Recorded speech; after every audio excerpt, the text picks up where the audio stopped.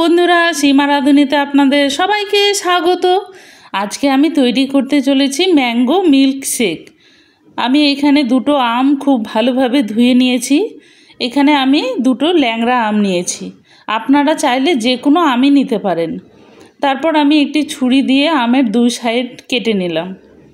কেটে নেওয়ার পর আমি চামচ দিয়ে এবার আমের খোসাগুলোকে ছাড়িয়ে নেব।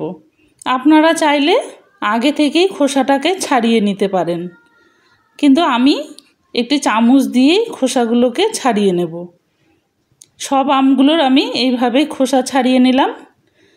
তারপর আমি একটি মিক্সি জার নিয়ে নিলাম। জারের মধ্যে দিয়ে দিলাম আমি কয়েকটা বরফের টুকরো আর কেটে রাখা আমগুলোকে, আর দিয়ে দেব 2 চামচ মতো চিনি। এবার আমি দিয়ে দিলাম 250 গ্রাম দুধ। দুধটাকে আমি আগে একটু গরম করে ঠান্ডা করে নিয়েছি।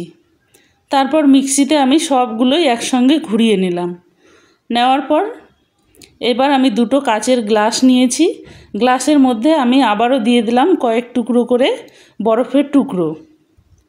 এবার আমি ম্যাঙ্গো মিল্ক শেকটাকে ঢেলে নেব।